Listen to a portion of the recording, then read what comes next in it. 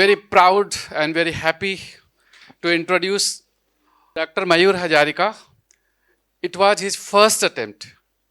Cracking civil services examination in top 5 in first attempt is really unbelievable. The biggest happiness for us is he is a general studies pre-com mains foundation batch student of next IAS और उसी batch के लिए join किया था इन्होंने जिस exam में इन्होंने 5th रैंक हासिल की है 2022 के लिए.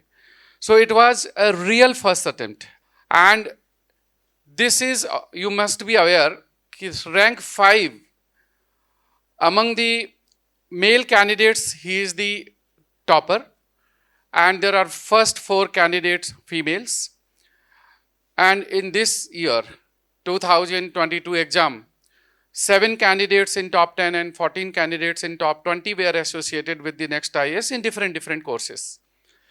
From classroom courses there are many students who have been selected this year. There are many from optional foundation and GS foundation. I wish this session will help you, and now I'll hand over mic to Dr. Mayur Hajarika and he will take it forward. When you started thinking about the civil services, and what was the reason you thought about civil services and how you started with this? Okay. So my first exposure with UPSC was when I was in class 10th. Then I was attending a felicitation program in which those candidates who were successful in that year of Assam, though in the UPSC exam, they were being felicitated, and I saw the prestige associated with that and the honor that they was receiving. So that was kind of the first motivation, and eventually I came to know about the dynamic job profile, the opportunity that the job provides to serve not only the society but to the nation at a larger scale.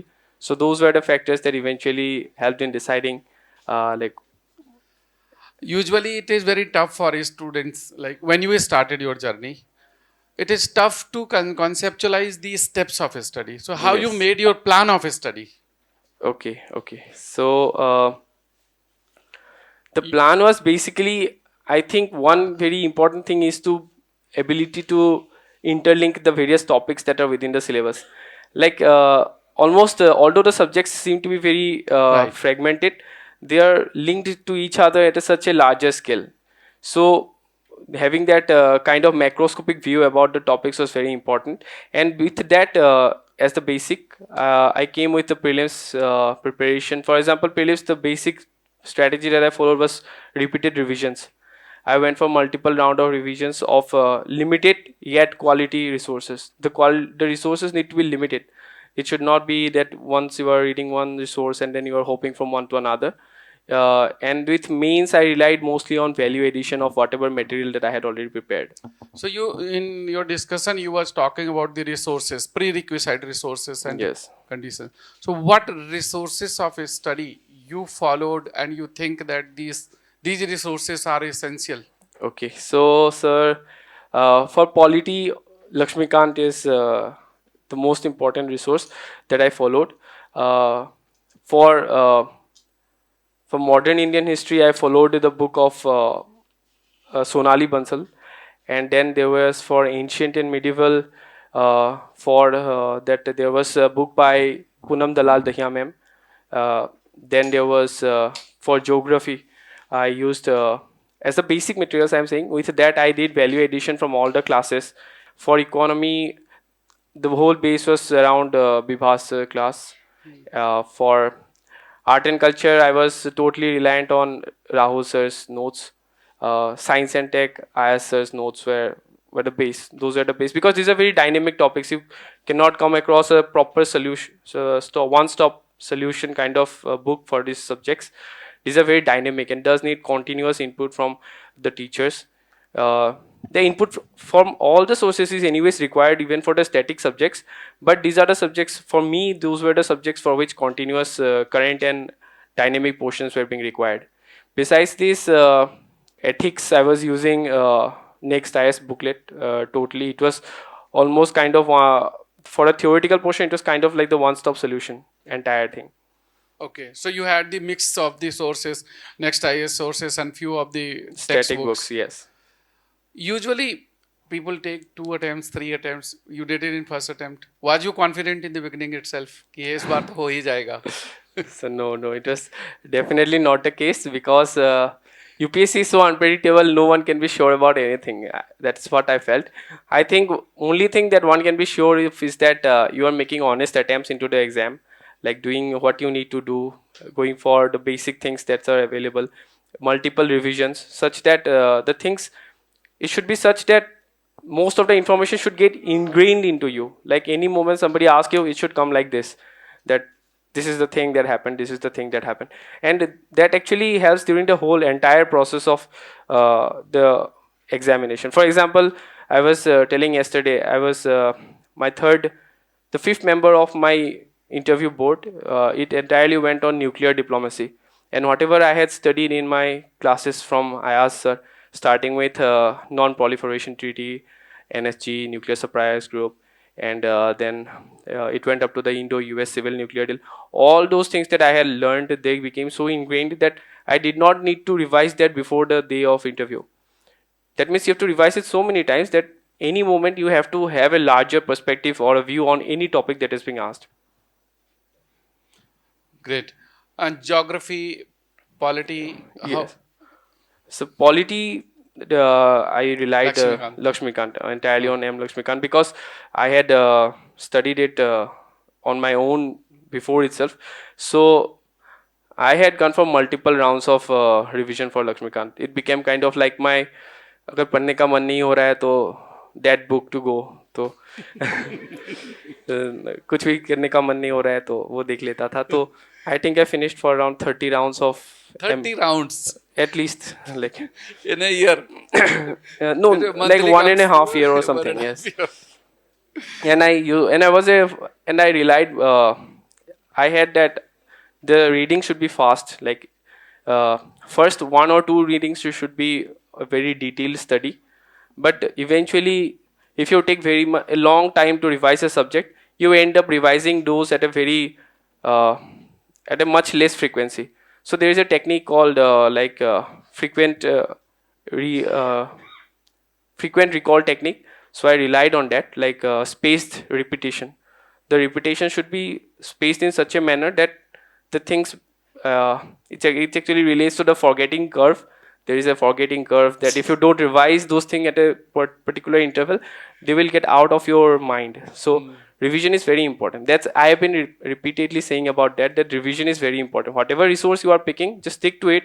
You do value addition. You don't need to change your resource entirely just because certain thing is lacking in that base material. Actually, there are many important things like answer writing when you started, how many practice tests you appeared, in prelims how much you practiced, in mains how much you practiced, and whether the practice there was sufficient time available to you because it was your first attempt. So this is a very tricky question for me to answer because I was also working even before till days before my prelims, 10 days before my prelims.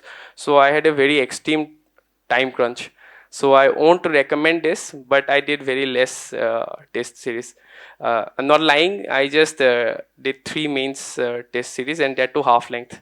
But I compensated that with very deep analysis of all the model answers that were provided by various coaching institutes.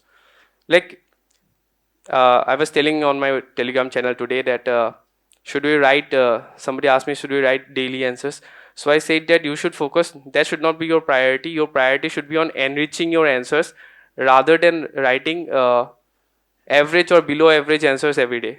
So you enrich your answers. I relied much more on value addition. Value addition in the form, let's say, for means. I used 5 major techniques for value addition. Firstly was statistics or data. Whenever a topic I was reading, for example, there was women. I thought of one topic, I made a Google Doc documents, and then I came up with women. And then I thought of all the journey that a woman goes through. For example, birth, education, health, reproductive health, and all those things. I hope you are getting the idea. So those are the subheadings that I got into. And then this is just pure brainstorming, through brainstorming that I came up with the things that I need to prepare or give as a value addition. For example, sex ratio, 0 to 5 years sex ratio, and male female literacy level, and then percentage of male female difference in the STEM culture, in the STEM education, male female difference in the digital literacy. So those type of things you need to think of, like on your own. You have to do some brainstorming on your own, and then you go for searching for the data that is available in those, for those questions that you have brainstormed. So that was just one thing, first technique that I used. And secondly, I relied on reports. Like there are so many reports that are available that can be used for value addition. For example, there were, like, I don't need to give any examples. You will definitely come across reports for any topic that you think of. The third was government schemes, agriculture, infrastructure. You think of topics and you come up with schemes that you can mention in the mains.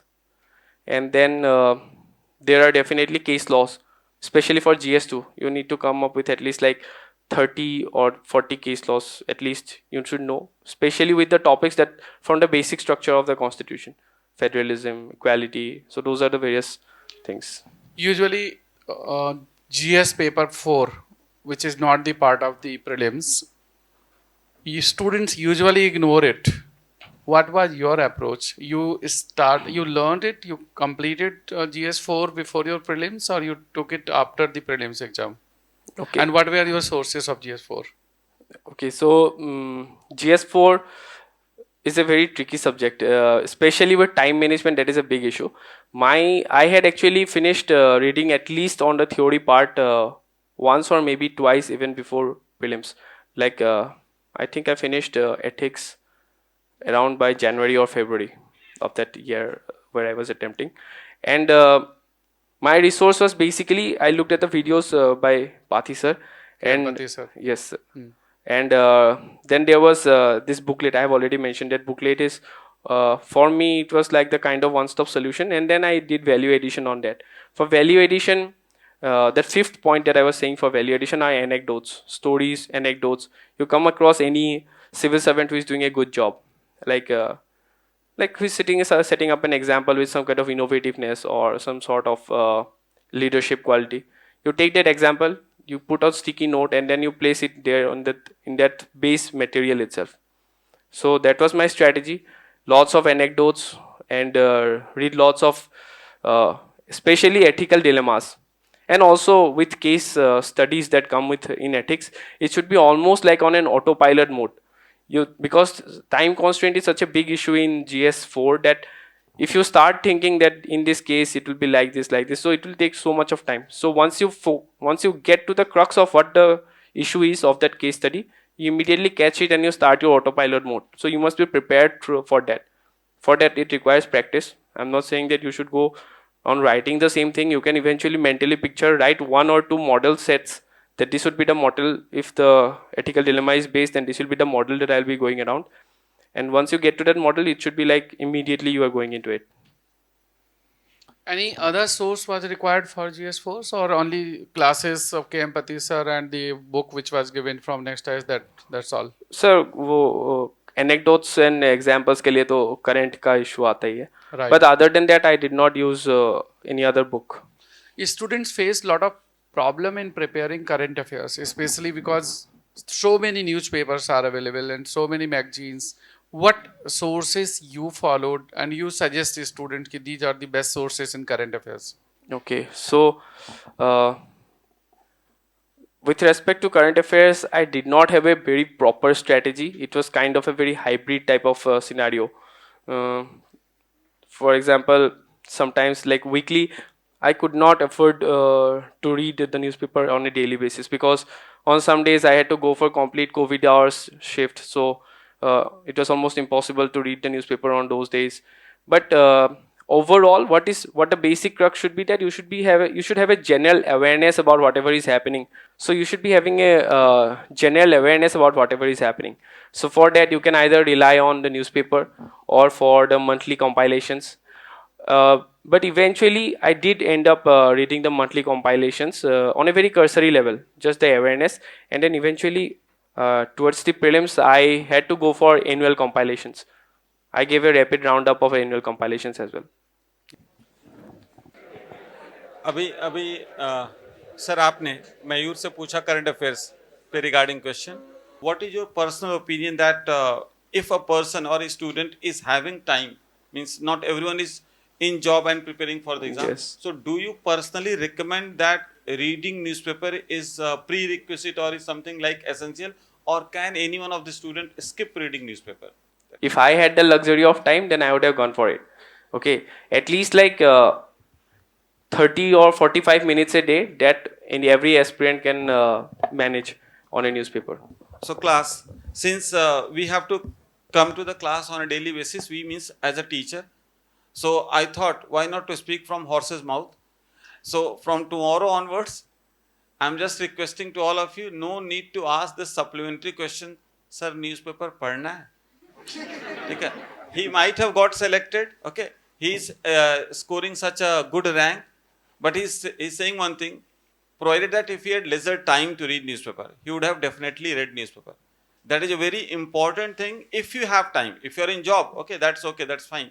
But if you're not in job, you must read newspaper at least, as he said, 45 minutes, depending upon how much time you have available, okay? Just like to add to what sir said, just I had said that I had gone for value addition. So the newspaper is actually the best source to go for value addition. Okay, since I was not doing that value addition from an earlier period, I had to do it on my own, searching on net. I had to spend so many hours on net searching for those value additions after my prelims. But you have a clarity of thought. Like I'll request you all to do what is that you go for like syllabus, you divide it into some topics, and if possible do it on a digital format, and if not digital format, offline is okay, but digital format actually gives you the space to keep on adding things. Okay, so whenever you come across any information, you just add it. In the newspaper you come across a thing, for example, nano urea is coming, then you add it in the fertilizer section of agriculture. I hope you are getting my point. So newspaper is definitely the best source. I did not have the time, and I would not recommend not reading the newspaper. But definitely, if you're not doing that, then eventually it will come as a burden, just as it came to me after the prelims. Which newspaper you think that would be the best suitable for this? Sir, the Hindu or the Indian Express, anyone is good. Good. I think having a general awareness about whatever the happening is around the world is much more important than what newspaper one is reading. See, reading newspaper is one thing, but what to read in newspaper and how to read in newspaper, that is important. If you can throw some light ki which section in newspaper, whether to make notes or to just underline or just to read and pass it. Okay, so I would have probably not made notes from newspaper. Okay, it's because it's very difficult to come back and revise those. For that, already so many coachings are giving monthly compilations, annual compilations. So I would rather recommend to have a general awareness. Just have the awareness, just know whatever is happening, and if you find anything important, do the value addition. So that can be a note making form of note making, whatever you're finding important, and to know what is important and what is not. That will actually come as a habit when one keeps on reading the newspapers. Initially, the reading the newspapers might actually take more than an hour. However, once you get into the hang of it, then it can be done in 30-45 minutes. All right. Optional is always tough to decide. Yes. Being a medical science student, how you decided anthropology and what were the factors which you feel कि optional selection में क्या क्या parameters आपने consider किए होंगे? Okay. So coming from medical background, the anthropology has 4 sections, of which physical anthropology has significant parallels with what I have been studying during my medical course, with human anatomy and all. So, and also the second portion of anthropology, that is social anthropology, it helped me cover up the things of GS, related to GS as its society. So anthropology was kind of like the sweet spot where I already know something from physical anthropology, and social anthropology will be helping me in my GS. So thus I opted for anthropology. It actually depends on the background expertise or the knowledge that candidate Dear has. friend, for the sake of your information, I just want to tell you, every optional has given result. It doesn't matter ki which optional you have decided. The rare opted optionals, like I have seen this year, zoology, there are 2 people from zoology in top 20. There is one person from electrical engineering also. There are 5 people from anthropology, 3 from the political science, 2 from sociology, 2 from economics. That I am talking in top 20. When you see in top 100 or all the selected candidates, you will find every optional has given the selection. The general range of the marks this year in the optionals ranging around 270 to 280, that was a good score. Some students have got more than that, and some have got even more than 300. What your score in anthropology? Sir, 283. 283. And interview was 193. Yes, sir. Right. So 283 is the score of rank 5.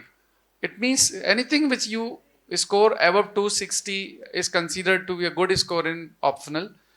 And I find almost all optionals are performing well. तो इसलिए इस fear में या इस tension में बिल्कुल मत रहिए कि ये ऑप्शनल टॉपर का था या फर्स्ट रैंकर सेकंड रैंकर का था तो वही अच्छा है. Nothing like that. I received a message today from rank, I think his rank is 315. So his name is Kunal Gurnani, electrical. He got 315 marks in the electrical engineering. तो optional तो कोई भी हो सकता है, इसलिए selection of optional should be your choice and you need to check your interest area, उसके according कर सकते हैं. Then one point which always is a balance between the GS and optional. कई बार how much time you think कि optional would require और कब optional की तैयारी करना चाहिए? So does it start before prelims or after prelims? What was your approaches? You can share. What I believe is that the most ideal situation would be to cover up at least 75% of the optional syllabus before prelims.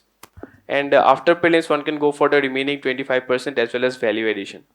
I think I had managed around 75 to 80% of my optional by December. Yes, by December. So by December you finish the optional 80%. Almost 75 to 80%, yes. So देखिए, there are 2 cycles of the optional classes. Generally the optional preparation. One is starts in the summer, June, and other starts in the winter, October. अब इस साल optional and CSET दोनों, both the things are becoming important. CSET is equally important. So along with the GS classes, along with the GS preparation, you have to take a call. In summer you want to finish optional, then after that you can go for the CSET. If you want to finish CSET first, go optional in the second phase. क्योंकि अब CSET को भी ignore नहीं कर सकते. You have to give at least 1-2 months to prepare it. Not much, but at least 1 to 2 months. तो ये decision आपको लेना है because you started early. You have already completed a substantial portion of general studies. Now you are in a comfort zone. You can take a call. Optional will be the best time to prepare. If you have already prepared, fine. If not, then this June would be a right time to start. And you can finish off entire optional by October, September, October. So it will be good. Would you like to answer, ask question? Yes, Mayur, I have 2 questions for you. First is academic. There is a classical example of inertia among the students when it comes to answer writing. And most of them have this natural, hesitancy when it comes to writing the answers. And second thing is, which is again an integral part of the preparation, that sine wave fluctuations of the morale. One day you might be at the top of Mount Everest, then second day you are at the Mariana Trench. Huh? Yes. Yes. So, like, how did you manage that? And that too, you were doing job, and that too, a doctor in the COVID phase. I think it was really a test of your character. So please, if you can help these people, that if you can do it, then there is no reason these people cannot do it. Thank you. Yes, I agree with the first question that sir asked, that the hesitancy towards writing answers. There is definitely a hesitancy. For example, so many people fear that I'll be writing poor answers, and the fear of being judged for being not good at something. However, I believe that if you don't do that before itself, then eventually someone is going to judge you in the exam. It's better to bleed. It's better to sweat rather than bleed in war or something. There is a line, no? I forgot the line exactly, but I know you got the sense what I was saying. you have to prepare beforehand. Like definitely you should go for some sort of answer writing. Just as I said, I wrote three test series. So the first test series that I wrote, it was so poor. It was absolutely horrible. Like if I go back and look at that paper, it seems, for example, there was this question. First question was inefficiency of some election commission of India or something. So what I did was that I was reading polity Lakshmikant. I wrote the article. I wrote how many members are there in election commission. So that was हाल ऐसा था मतलब, ठीक है. तो only when you do mistakes then you learn. So first I scored so poor. Then the second test there was definitely a positive graph. So answer to the point, that the thing that I was not answering to the point, I learned first in that test. So in the second test I learned how to answer to the point. So वहाँ पे definitely एक growth हुआ. And second test जब दिया marks higher आए, लेकिन वो मेरे को तब दिखाई दिया कि मेरा वैल्यू एडिशन नहीं हो रहा था. तो जब मैंने थर्ड टेस्ट दिया तो उस इंस्टीट्यूट में मेरा फर्स्ट आया था स्कोर. तो I was lucky enough that I did it in a very short span of time.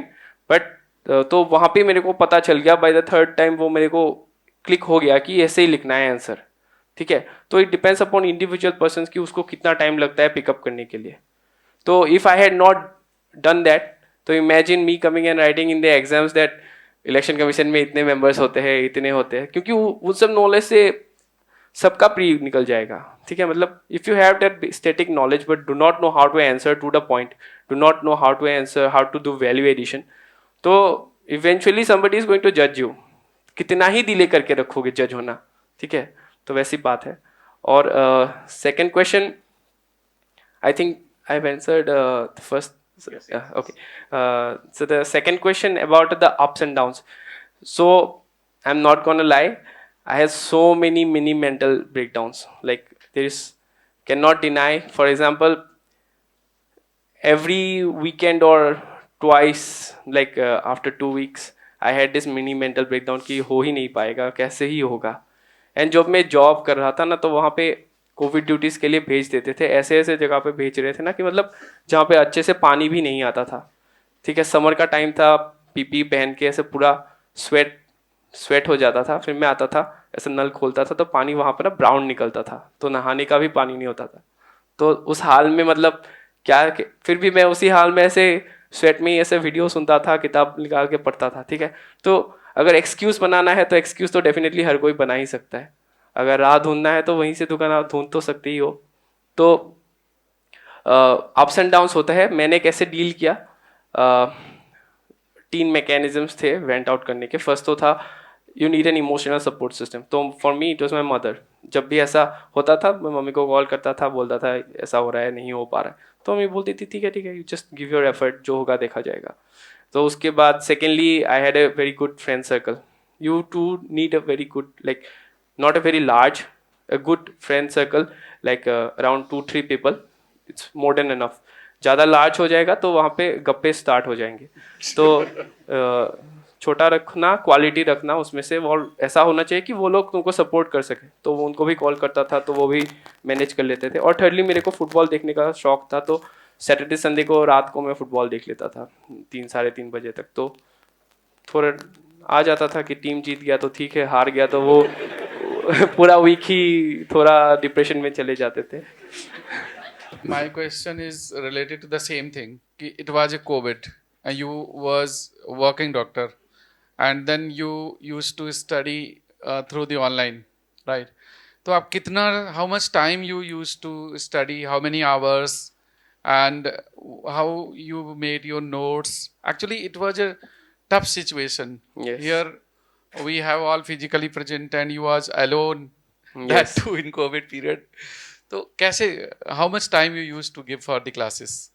Okay, so definitely I guess सबने रियलाइज कर ही लिया होगा कि मैं आइडियल सिचुएशन में बिल्कुल भी नहीं था. मतलब it was very far from being ideal. अभी you guys are so lucky कि तुम लोग यहाँ पे पढ़ रहे हो सर के साथ डायरेक्टली. मैं कल जब आया तब मैं सर को बोला कि I am meeting so many teachers for the first time face to face, क्योंकि क्लास तो ऑनलाइन ही था मेरा. तो जब भी टाइम मिलता था, अभी कोविड का ड्यूटी हमेशा नहीं रहता था, राउंड्स में होता था, 10 दिन का देते थे, फिर नॉर्मल OPD आवर्स पे जाके ड्यूटी करना पड़ता था। तो जब कोविड का चलता था तो शिफ्ट वाइज ड्यूटी होता था। शिफ्ट खत्म होने के बाद आके कुछ 8 घंटे अगर ब्रेक मिल जाता तो उसमें से 3 घंटे वीडियो देख लेता, 5 घंटे सो लेता, तो वैसा था। और जब नॉर्मल OPD आवर्स का ड्यूटी था तो सुबह 1-2 घंटे पढ़ के जाता था, शाम आके फिर से 3-4 घंटे ऐसे पढ़ लेता था। और मेरा ड्यूटी प्री के 10 दिन पहले ख़त्म हो गया था, कॉन्ट्रैक्ट पीरियड ख़त्म हो गया। तो प्री के बाद तो मैं फुल टाइम प्रिपेयर कर रहा था, तो इट वाज लाइक 9-10 आवर्स तब तो हो ही गया होगा। I have one question related to the during the exam. जब आप एग्जाम लिख रहे होते हैं प्रीलिम्स में, वो 2 घंटे और 100 questions, how to make the best utilization of your knowledge which comes in best performance? Yes. So with respect to prelims मेरा स्ट्रेटजी ये था कि पहले तो मैं सोच के गया था कि मैं इतने अटेम्प्ट करूँगा, लेकिन इवेंचुअली उतना हुआ नहीं, उससे कम ही अटेम्प्ट किया मैंने, क्योंकि मेरा ऐसा हो गया था कि I got almost sure with around 45 और 50 क्वेश्चंस, तो इतना रिस्क लेने का फ़ायदा ही नहीं था, तो इसलिए मैंने उतना ज़्यादा किया नहीं। पर एनीवेज स्ट्रेटजी तो ये था विद इन दोज 2 आवर्स मैं I was thinking I go for 3 rounds of the question paper. First round में वो सब क्वेश्चंस करना है जो ऑलमोस्ट 80%, क्योंकि 100% श्योर तो बहुत ही कम आंसर्स में होता है, 100% श्योर तो मतलब वेरी रेयर चीज़ है। अगर 70-80% भी श्योर है तो फर्स्ट राउंड में उसको क्वेश्चन पेपर में मार्क कर लेता था। फिर फर्स्ट राउंड खत्म हो गया पूरा सब क्वेश्चंस का, तो उसके बाद सेकंड राउंड स्टार्ट करते थे। सेकंड राउंड में अभी फर्स्ट राउंड में मैं क्वेश्चन को अलग से मार्क करता था, let's say I do double tick and then, क्योंकि I have to check eventually कि कितना आ रहा है। और सेकेंड राउंड जब स्टार्ट करता था तो second round I use to deal with those question जहाँ पे I am almost 50-50 kind of, 2 option eliminate हो रहा है, दूसरे में थोड़ा सा डाउट है, which is the most common scenario like, तो उसमें मैं सिंगल टिक मारता था and then I did the second round. So मेरे सिचुएशन में ऐसा हो गया कि फर्स्ट 2 राउंड्स में ही I had almost like 60 questions done, तो ऐसा हो गया कि हो ही जाएगा अभी, तो मतलब ऐसा लग रहा है। तो थर्ड राउंड इज ऑप्शनल, अगर किसी का 45 है या फिर 40 है क्वेश्चंस जहाँ पे ऐसे लग रहा है कि ठीक ठाक सा है, तो you need to third round में थोड़ा रिस्क लेना पड़ता है। लेकिन अगर you are seeing that you are in a kind of safe spot, then third round में उतना भी ज़्यादा रिस्क नहीं लेना होता है, क्योंकि नेगेटिव मार्किंग इवेंचुअली जब आके चेक करते हैं ना क्वेश्चंस को, तो सबसे ज़्यादा हर्ट तभी होता है जब नेगेटिव ऐसे 2-3 क्वेश्चंस गलत हो जाते हैं ना, तो ऐसा लगता है कि पता नहीं अगर बाद में और 3-4 गलत हो गए तो सामने जो भी सही करके आए थे वो तो कट ही जाएंगे, तो वो बहुत ज़्यादा खराब लगता है। Being doctor, मैथमेटिक्स, रीजनिंग, ये तो टफ लगा होगा। हाँ, और CSET has been tough since last couple of years, तो CSET ऐसे ही हो गया? नहीं, मैं सीसेट का क्लास कैसे? नहीं सीसेट का क्लास किया था। हाँ, मैंने CSET की क्लास कंप्लीट की, हाँ, अटेंड किया। हाँ, सीसेट का पूरा मैं भी सोचता था कि हो ही जाएगा, लेकिन जब मैंने मैथ्स का क्वेश्चन देखा तो मैं तो सोचा ये तो इंजीनियरिंग वालों का भी टफ होगा। मतलब I was a good student in maths till 12th, तो मेरे को लगा कि नहीं देखना तो पड़ेगा। और रीजनिंग में भी तो रीजनिंग नहीं, वो इंग्लिश में भी तो ऐसा है ना कि हर कोई ऑप्शन ही करेक्ट जैसा लगता है, ये भी तो हो सकता है, ये भी तो हो सकता है। तो सीसेट में थोड़ा सा मैं तो गाइडेंस लिया था, तो डेफिनेटली क्लास का। ओके, ऐसे अगेन न्यू पेपर, Yes. ऐसे पेपर में तो आपको you have to write the big stories, तो क्या स्ट्रेटजी होती थी एंड कैसे प्रिपेयर किया ऐसे को? हाँ, तो ऐसे में मेरे को 133 आया था, तो ऐसे में मैं लिख के आने के बाद आई न्यू कि मेरा ऐसे पेपर अच्छा गया है। मैं मतलब अपने जब इंटरव्यू के प्रिपेयर कर रहा था तो मैं फ्रेंड्स को बता रहा था कि मेरे को 3 पेपर्स में मेरे को लग रहा है अच्छे गए हैं, ऐसे, एथिक्स एंड GS3, तो उन तीनों में भी अच्छा ही मार्क्स आया मेरे को। तो ऐसे में भी स्ट्रेटजी ये था कि I had prepared lots of anecdotes, stories, okay, and ऐसे में एक अच्छा सा इंट्रोडक्शन लिखना होता है फर्स्ट इनिशियली। अच्छा, तो मैं ऐसे को अच्छे से बताता हूँ कि कैसे लिखा था मैंने। I took around like 45-50 minutes to just to prepare the skeleton of both the essays. Immediately start नहीं किया था लिखना, हर रफ पेजेस होता है मेंस के ऐसे के पेपर में एंड में, तो वहाँ पे ना मैं आई टुक अराउंड लाइक 50 मिनट्स तो मैंने स्केल्टन ही बनाया क्या ऐसे में लिखना है। तो स्केल्टन के अंदर नॉर्मली क्या होता है कि ऐसे को इंट्रोडक्शन के हिसाब से तो एक अच्छा सा इंट्रोडक्शन देना ही होता है सर। फिर मैंने जो 2 ऐसे लिया था, एक तो था a ship is safe at the harbour but it is not what is built for. So ऐसे का नॉर्मली ऐसा फिलोसॉफिकल ऐसे ही आता है, जब भी ऐसा टॉपिक दिखे तो we need to condense it down to 1 word और 1 फ्रेज। अभी इतना बड़ा सेंटेंस है, उसका कोर फेज क्या है? अभी उसका कोर फेज है रिस्क टेकिंग, करेज। तो उस टाइप के हिसाब से अभी करेज के ऊपर ऐसे लिखना उतना ज़्यादा मुश्किल नहीं होगा। Once you condense it down to 1 single word और something, it kind of becomes easier to think around it. तो मैंने पहले से ही बहुत सारे एनेक्डोट्स ऐसे बना के रखा था। तो मैंने वहाँ पे रोजा पार्क्स का एग्जाम्पल स्टार्ट किया इंट्रोडक्शन में, like on the bleak winter evening of this year a bus was going down the streets of Alabama or something when suddenly there was this। तो मैंने ऐसे स्टोरी फॉर्मेट में लिखना start किया मैंने। फिर मैंने उसको रिलेट किया कि वो सेंटेंस के साथ कैसे आया। फिर जो बॉडी है, बॉडी को 2 तरीके से लिखा जा सकता है ऐसे में। तो मैंने फर्स्ट वो 2 तरीका है, टेम्पोरल या फिर थीमेटिक। तो मैंने स्टार्टिंग में क्या किया, I started off in A temporal format. Temporal मतलब विथ रेस्पेक्ट टू टाइम। तो मैंने एंशियंट से स्टार्ट, मतलब एंशियंट भी नहीं, एकदम बिफोर हिस्ट्री से स्टार्ट किया कि somebody had the courage to tame fire. वरना तो वो बंदर, ह्यूमन बंदर ही रह जाते ना। किसी ने रिस्क लिया कि फायर को देख के इसको टेम करेंगे, एंड दस बिगेन सिविलाइजेशन। तो ऐसे करके मैंने स्टार्ट किया, टेम्पोरली बिफोर हिस्ट्री से स्टार्ट किया। फिर ऐसे ऐसे एंशियंट पीरियड में अभी एरिस्टोटल के बारे में बताया कि उसको बोला कि तुम बोल दो कि रीजनिंग करना बंद कर दो तो हम तुमको नहीं मारेंगे। तो लेकिन बोला नहीं, उसने करेज दिखाया। तो he had laid the seeds to question, to have the guts to ask.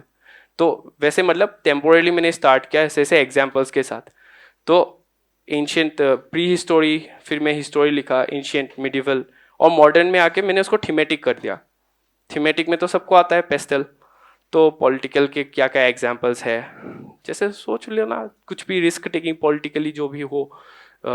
अभी इकोनॉमिक में तुम बता सकते हो कि एलपीजी रिफॉर्म्स वैसे अच्छे करेजियस स्टेप, उस स्टेप में कि we are opening up, liberalising our economy. कितना रिस्क था, लेकिन फिर भी we took that step and now we have become the 5th largest economy in the world. तो ऐसे टाइप के सिनेरियो से मतलब जस्टिफाई करना होता है। तो थीमेटिकली लिखो, वहाँ पे मॉडर्न में आके मैंने थीमेटिक कर दिया। और ऐसा होना चाहिए कि थीम में जब चेंज कर रहे हो ना, तो ऐसे जर्कीनेस नहीं होना चाहिए। It should be a very continuous flow of thoughts. ऐसा नहीं लगना चाहिए कि सडन मेंस जैसा ऐसा पॉइंट ऐसा नहीं होना चाहिए। It should be more like a continuous flow of thoughts. ऐसे पढ़ने में ऐसा लगता है कि नॉवल पढ़ने में जैसा लगना चाहिए वैसा होना चाहिए। तो सेकेंड ऐसे, मेरा फर्स्ट ऐसे काफ़ी अच्छा था, वो मेरे को पता चल गया जब मैं लिखा। सेकेंड ऐसे भी एब्रोव एवरेज था, लेकिन उस लेवल का नहीं रहा फर्स्ट ऐसे का। तो but it was also like significantly good, I know. तो वही ऐसे था, ऐसे का स्ट्रेटेजी बेसिकली वही था। बहुत सारे एनेक्डोट्स, बहुत सारे स्टोरीज, और स्ट्रक्चर जो मैंने बताया वो मेरा स्ट्रक्चर था ऐसे का। मेन चैलेंज स्टूडेंट्स को होता है डायनामिक सब्जेक्ट्स में, because they integrate lot of the current affairs, like science tech है, एनवायरनमेंट है, इकोनॉमिक्स है, आईआर है। तो यहाँ पर कैसे, how do you started your preparation?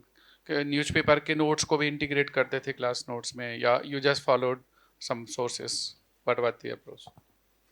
अभी मैं साइंस एंड टेक का ही एग्जांपल ले लेता हूँ, क्योंकि this is one of the most dynamic things. हर हफ्ते में कुछ नया आ जाता है। अभी देखो, डायनेमिक बोलने से भी ना हर चीज़ उतना भी ज़्यादा डायनेमिक नहीं होता है। At a end of the day उसका एक बेसिक कोड तो होता ही है, which is a part of already your syllabus. ठीक है, अभी जो भी AI आ गया या फिर जो भी आ गया, ऑलरेडी तुम देखना तुम्हारे नोट्स में ऑलरेडी हो गया ही वो। अभी AI के ऊपर कुछ नया पॉलिसी आ गया हो, देखो ड्रोन्स में, मैं अपने एग्जाम्पल में बताता हूँ कि we had already prepared about flights, sir had given notes on rockets and flights। तो उन्हीं दिनों ड्रोन का पॉलिसी आ गया, तो मैंने वहाँ से प्रिंट आउट कर लिया या फिर हाथ से लिख लिया और वहीं पे ऐड कर दिया उसको। तो वैसे ही मैंने वैल्यू एडिशन किया। जब भी कोई करंट आता है तो बेस मटेरियल तो होता ही है ना हमेशा, you can obviously link it up with something. तो वही था स्ट्रेटजी मेरा। We'll come to the interview stage and then you will have the question answer session by the students. Interview was the final stage Yes. and we scored 193. 193 is very exceptionally good. मतलब 200 तक पहुंचना उससे rare होता है. तो 193 score reflects कि आपकी preparation बहुत अच्छी थी. तो what was your approach, how many sources, कैसे कैसे एंड इंटरव्यू गया कैसा? जब मेरा मेंस का रिजल्ट आ गया तो उसके बाद मैं दिल्ली आ गया, क्योंकि वहाँ पे मैं तो आसाम का हूँ, तो वहाँ पे हिंदी और इंग्लिश उतना चलता नहीं है. तो I knew that I had to get my fluency back. तो मैं दिल्ली आ गया ताकि थोड़ा हिंदी बोल पाऊँ, मॉक्स दे पाऊँ, स्टार्ट करूँ. तो उसके बाद first session I attended was, I think it was here itself, like by Gaurav Seni sir Gaurav of DAF filling session. Right. Yes. And तो DAF session में तो पहले DAF session होता है, तो वो DAF filling करना होता है. तो धीरे धीरे फ्रेंड्स मिले एक दो, तो वैसे करके मेरे दो फ्रेंड्स मिल गए. तो we formed a group and we started discussing the topics that came on a regular basis. तो इंटरव्यू के स्टेज पे स्टैटिक पे उतना ज़्यादा ध्यान नहीं रहता है, ऑलरेडी तो फिर फाउंडेशन बिल्ड हो ही जाता है प्रीलिम्स और मेंस के दौरान. तो उस समय after mains what I did was newspaper reading, very detailed and comprehensive newspaper reading. Hindu और इंडियन एक्सप्रेस दोनों ही पढ़ा मैंने लगभग, मोर ऑन हिंदू. एंड जब एग्ज़ाम पास आ गया तो इंडियन एक्सप्रेस भी पढ़ने लगा. तो उसके अलावा कुछ फाइनेंशियल न्यूज़पेपर भी पढ़ सकते हैं, द मिंट वगैरह. अभी तो वहाँ पे बहुत सारे मॉक्स दिए मैंने. फर्स्ट मॉक इधर ही दिया, इन हाउस एक इनफॉर्मल मॉक का ऑप्शन था, तो मैंने first mock I gave here. So they asked, this is your first interview? So I said yes, this is my first mock interview. So sir, they laughed ki okay, you will do good, don't worry. I gave a lot of mock interviews here because my interview was in the third phase. So I got a lot of time, so I gave lots of mock interviews. Learned that how many questions or in what ways questions can be asked on various topics. I noted down certain things, learned mannerisms, and it also helped in build the confidence, because in interview the confidence is very important. And after that, the main interview was with Honorable Smita Nagraj ma'am, and it was very cordial, unlike UPSC mom. yes, UPSC interview. eventually the final interview. It was very cordial, like in particular my interview, there was no arguments, or they were not trying to corner me a lot, except like the fifth member who was dealing with nuclear diplomacy. So he was trying to corner me a lot, but I just stood my ground, and eventually it kind of became like surveyor saying facts, and I was agreeing with those. I said yes sir, I agree. So it was not a counter like thing, but more it was very conversation type. It was not like question answer type of thing. They just want to know about what I think.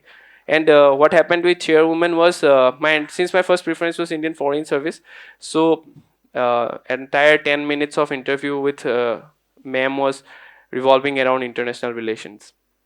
Acha, online students are asking the doubts. So on behalf of the student, I will come to you also.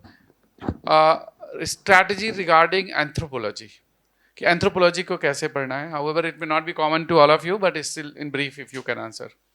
Okay, anthropology I prepared on my own, and I had for physical anthropology, since I was from a medical background, so I already had that kind of those parts of physical anthropology which many find difficult. I already had hold of those. So for physical anthropology, I used a book called P. Nath, and then for social anthropology, I referred to Muni Ratnam sir notes.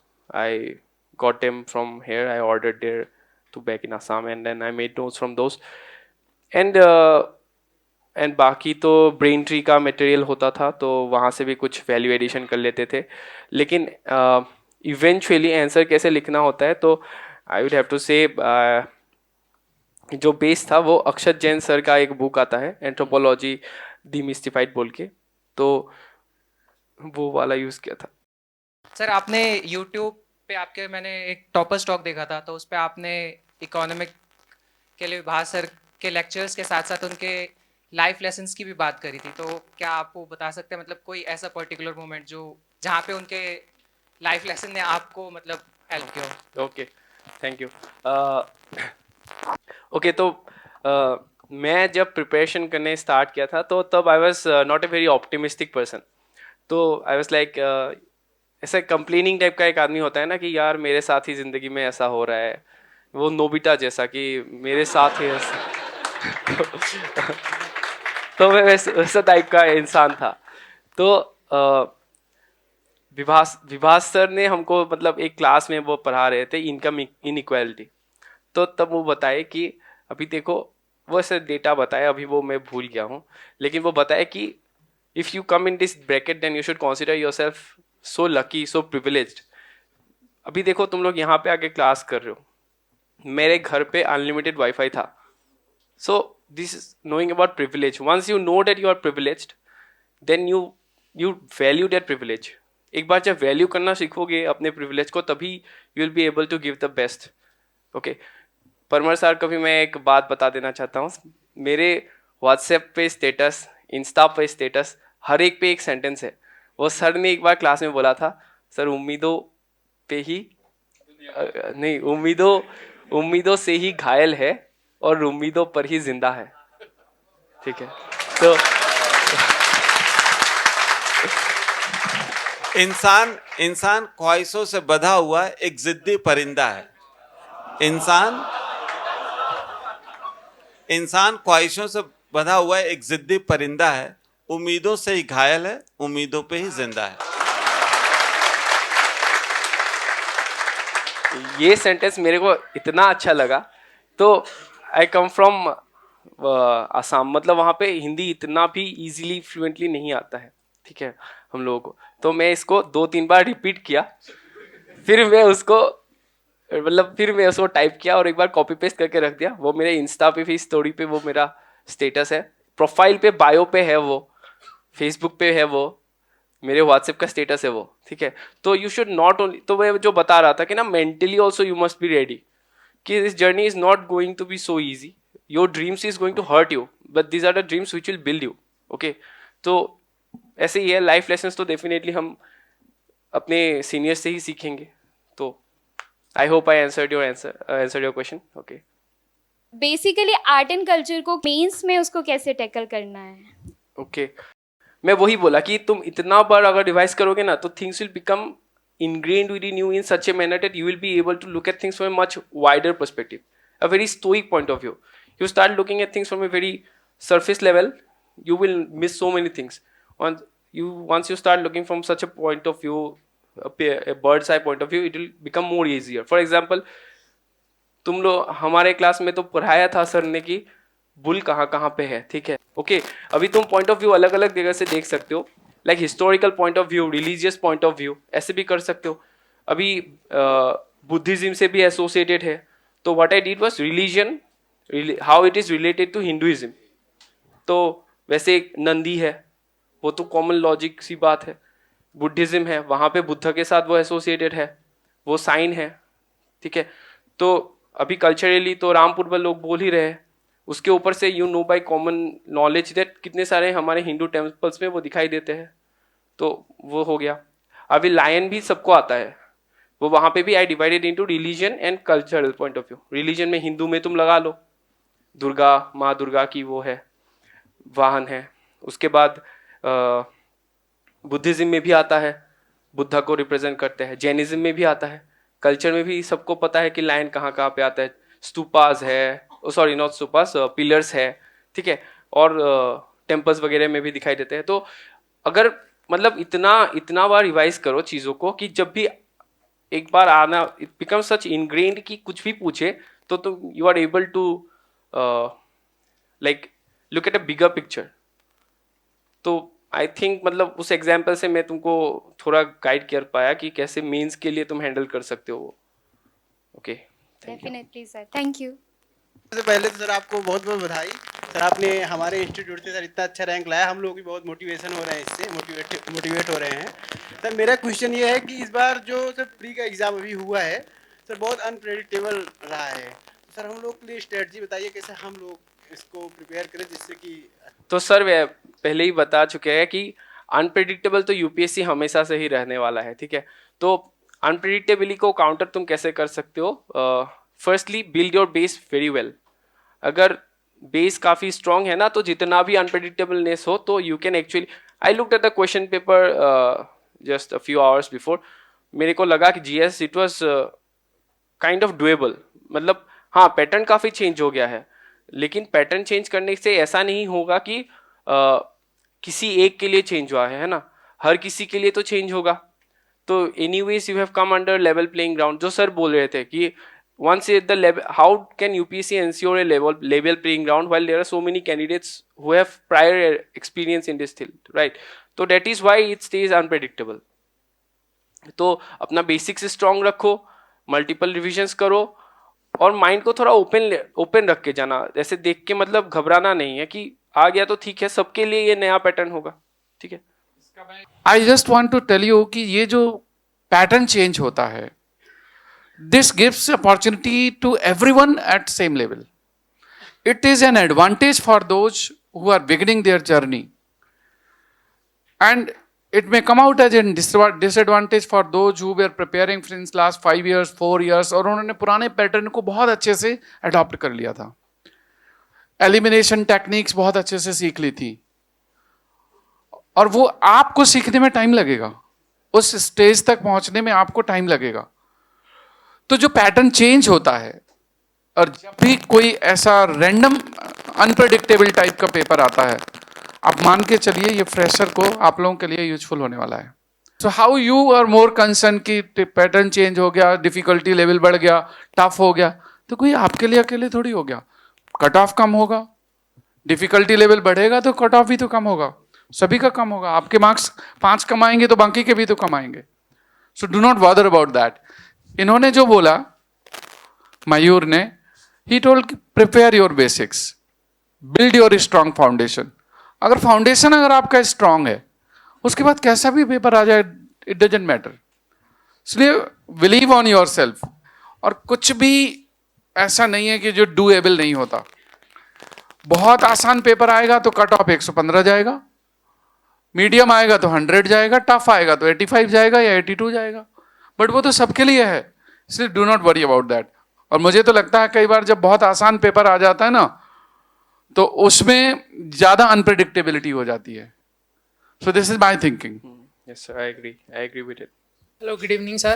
My question is regarding how to analyze PYQ and restrict ourselves in reading newspaper and any other topic of the syllabus. Restrict ourselves as In the sense, like in depth, how much depth we have to go in the topic. Okay. In reading something like dynamic portions, especially. Okay. I would say PYQs are important for primarily 2 reasons. Okay. Firstly, PYQs are important to know. अभी देखो UPSC में ना कुछ पेट topics होते हैं। पेट topics यानी उन topics पे क्वेश्चन बहुत ऑफ्टन रिपीट होता है, ठीक है। तो वो पहले तो डिटेक्ट करना होता है, तो और उस टॉपिक्स को बहुत डेप्थ में जाना पड़ता है। अभी वो सेकंड क्वेश्चन के लिए मैं तुमको ये बात link it up with the second question about this. अभी जो पेट टॉपिक्स होते हैं उसको बहुत डेप्थ पे जाना होता है, ठीक है, क्योंकि बार बार यूपीएससी तुमको हिंट दे रहा है कि we like asking you about this topic because we think that this is very important. या फिर वहाँ पे कोई जो सेट कर रहा है पैटर्न पेपर, उनका कुछ बहुत फेवरेट टॉपिक हुआ होगा वो वाला, ठीक है। और सेकेंड ये है टू अंडरस्टैंड द पैटर्न, जो पैटर्न क्वेश्चन का है। अभी लोग बता रहे हैं कि पैटर्न बहुत चेंज हो गया है, पर उतना भी तो चेंज नहीं हुआ था। लास्ट ईयर भी यूपीएससी ने ट्रेलर तो दिखाई दिया था, ठीक है। अभी ऐसा नहीं कि एकदम अचानक से आ गया ना। Last year they have UPSC giving 7 or 8 questions in that pattern last year was a very significant indication that this is where we are going next year. अभी उससे ज्यादा नहीं बताएगा, अभी कितना ही स्पून फिट कर लेगा ना, मतलब दैट वाज। अभी लोग पैनिक करके कुछ नहीं कर सकते। लास्ट ईयर जो ट्रेलर दिया था, इस बार वो फुल फीचर फिल्म में आ गया, ठीक है। तो आई थिंक वही है, टॉपिक्स ढूंढो, पैटर्न ढूंढो, वो those two are the most important thing that I can think of. तो अभी वहीं से मैं आता हूँ कि जो पेट टॉपिक्स होता है तुम्हारा सेकंड क्वेश्चन पे, कि कहाँ पे रेस्ट्रिक्ट करना होता है। अभी देखो यूपीएससी जब पढ़ते हैं ना वो टॉपिक्स को, तो ऐसा होता है कि रैबिट होल्स पे चले जाते हैं। I won't say I was immune to it, मेरा भी ऐसा हुआ था कि कुछ टॉपिक्स पे इतना मजा आ गया, मैं पढ़ता ही चला गया, ठीक है। तो वैसा हर किसी का होता है, लेकिन फिर भी I would say that first part of the answer से ही मैं लिंक करके बता रहा हूँ. जो पेट टॉपिक्स होते हैं वहां पे it is okay to go into depth, certain depth. लेकिन जो टॉपिक्स तुमको लग रहा है कि इतना इंपॉर्टेंट नहीं है, तो उसके ऊपर एक ओवरऑल आइडिया रखने से you will be able to eliminate at least 1 or 2 options associated with it. तो कैसे रेस्ट्रिक्ट कर सकते हो? जब भी तुम कहीं पे देखोगे कि ये वाला टॉपिक, इसीलिए एनालिसिस इंपॉर्टेंट होता है पीवाईक्यू का. अगर तुम पहले से ही पता है कि ये वाला ऐसे टाइप का पैटर्न का क्वेश्चन नहीं आ रहा है, जब ऐसा टॉपिक तुम पढ़ोगे ना, तो अपने दिमाग में पहले से एक टारगेट रख लेना कि मेरे को ये टॉपिक 20 मिनट के अंदर खत्म करना है. तो setting a time limit can actually prevent you from going into such rabbit holes. लेकिन फिर भी अगर बहुत इंटरेस्ट आ रहा है पढ़ लेना, लेकिन ऐसा नहीं होना चाहिए कि बहुत टाइम वेस्ट कर लिया उसमें. नॉलेज जहाँ से भी जितना भी गैदर करो वो हमेशा काम में ही आएगा, वो वैसे वेस्ट में नहीं जाता है. Okay, hopefully. Doubt is regarding CSET. So how will I make foundation for CSET? Because I am from humanities background, so Okay. CSET का foundation कैसे करना चाहिए? अभी यहाँ पे सीसेट का ज्वाइन कर लिया है? हाँ. तो उसी से कर लेना.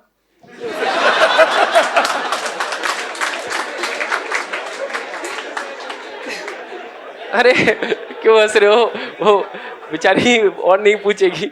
सर नहीं सर, मतलब मैं अब genuinely मैं बोला. जो लोगों को पूछ रही हूँ ना कि कैसे प्रिपेयर करना है, तो वो लोग यही बोल रहे हैं कि हाँ सीसेट वो प्रैक्टिस करने से हो जाएगा. हाँ. पर उसका बेस तो मतलब देखिए सर कि जीएस के लिए एनसीईआरटी उसको बेस माना जाता है.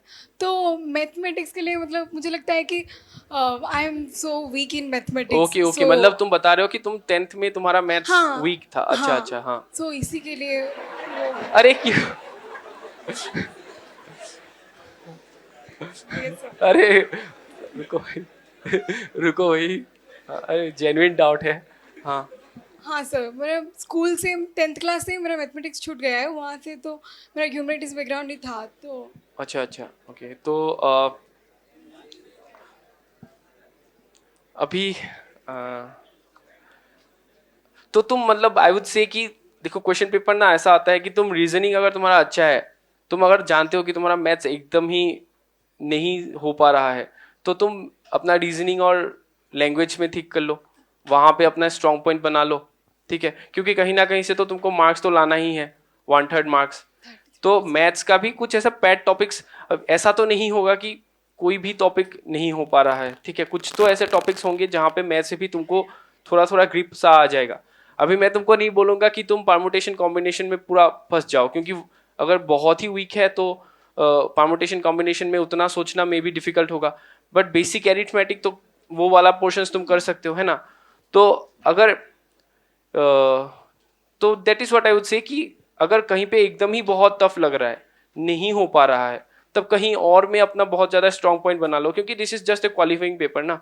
ऐसा नहीं है कि तुम्हारे वहां पे स्कोर से, जैसे मैं I would not recommend to leave any topic for GS में मैं कोई मेरे को बताता था कि एंशिएंट मिडिवल नहीं पढ़ना होता है, नहीं होगा, आर्ट एंड कल्चर नहीं होगा.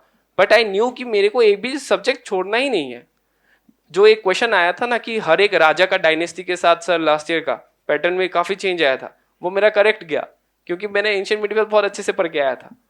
तो वो बात यह है कि मैं आई हैड दिस क्लियर कि जीएस में तो मेरे को छोड़ना ही नहीं है, क्योंकि जो पेपर क्वालिफाइंग है, अगर तुमसे हो ही नहीं पा रहा है वो topic, only in the worst of the worst case scenario मैं तुमको बता रहा हूँ कि ये परमुटेशन कॉम्बिनेशन एकदम पूरा ऊपर से ही चला गया, हैंडल ही नहीं हुआ, तब you look into other avenues where you can strengthen your points. Okay, thank you. जो टॉपर्स नोट्स होते हैं या जो आंसर्स होते हैं, तो उनसे कैसे लेना है? जैसे एज इट इज जैसे है वैसे ही लिख देना है या something else we have to add? अभी देखो मैंने जो पता है like when we see your copy, हाँ, सो फर्स्ट पेपर तो देखियो मत एकदम, मैंने जो बताया वो देखोगे तो खत्म. तो अभी कुछ स्मार्टली भी काम करना पड़ेगा तुमको. ठीक है, मैंने वो वैल्यू एडिशन टॉपर्स का पेपर, मतलब टॉपर भी तो उस समय प्रिपेयर ही करते रहते हैं ना. अभी तो हम जो भी बता रहे हैं we are speaking with retrospect. No but final mock test अगर हम लोग देखें तो फाइनल मॉक टेस्ट देख लो. मैं वही बोल रहा था कि प्रिपरेटरी स्टेज में जब होते हैं ना, तो अभी तो हम रेट्रोस्पेक्ट में बता रहे थे कि ऐसा कर लिया तो इट बिकेम करेक्ट. जब हम कर रहे थे तब भी वी वर इन डाउट कि ये सही हो रहा है कि नहीं हो रहा है. रेट्रोस्पेक्ट में चीज़ें बताना बहुत ईजी हो जाता है, पर प्रोस्पेक्ट में मतलब बहुत डिफिकल्ट होता है. ठीक है, तो देख लो अच्छे अच्छे टॉपर्स के, जहाँ पे अभी वो मोस्ट प्रोबेबली मार्क्स अपलोड नहीं देते ना, सिर्फ ब्लैंक कॉपी को अपलोड करते हैं. तो यू मार्क्स देते हैं जहाँ पे वो नहीं देते. वो अभी वो मेरे वाले वो एकदम जो बहुत ही फालतू पेपर गया था, अगर वो भी अपलोड देंगे तो maybe it is possible that कोई सोच ले कि ये अच्छा, मतलब he is giving in as a final answer script, है ना. समझ में आ रहे हो मैं क्या बोल रहा हूँ, जो मैंने फर्स्ट दिया था. तो you have to be smart about it as well. मतलब ऐसा नहीं है कि टॉपर्स का तुम कहीं पे आंसर शीट देख लिया तो it is the best of the best. ठीक है, तो टॉपर्स भी तो प्रिपरेटरी स्टेजेस में होता है. जब फाइनल मॉक में लिखा होगा तब यू कैन यूज दैट. ठीक है, तो अपना वो स्मार्टली देखना पड़ेगा. Thank you sir. तो हाँ. So good evening, Amteen. Congratulations to you. Thank you. Sir, I have two questions. First is that you had joined the foundation batch of this class, of this institution. So for that, sir, say that we are attending polity classes and sir is making us write notes for that. But you said that you were entirely dependent on Lakshmikant for polity. So sir, how do you manage the topics which sir covered during the class and the same topics which are covered in Lakshmikant as well? Because there is a dilemma what to study, because sir is making us write very excellent notes. So sir, how to deal with that? So second question is, had you read NCRT for the foundation thing? Okay. So So first like you is, said, sorry sir for interruption, but like you said, for prelim things, you need to have a good foundation. So Yes. so what's your take on that? Thank you. you asked three No, three sir, questions. two questions. Okay. So first first question, I had said that once you make a resource, you stick to it. I am staying true to my word. I had already studied Lakshmikant and then I had stuck with it. Okay, I did not go through the videos of polity at that time. The teacher that is now, I don't think sir was back then. So if you are reading nice notes, getting nice notes, just stick with it. I am not, what I am saying is, I have constantly said this, the resource is variable. What is required is revision. I have said it on multiple times by now. In UPSC preparation, everything is negotiable except revision. You can negotiate your resource. You can negotiate whatever current affairs strategy you are using. You can negotiate how many mock tests you are giving. One thing that you cannot negotiate, that is revision. Whatever resource you are taking, you just revise it so many times. It should be good quality resource. If you, as you said, sir is giving excellent notes, you are having trust in that notes, right?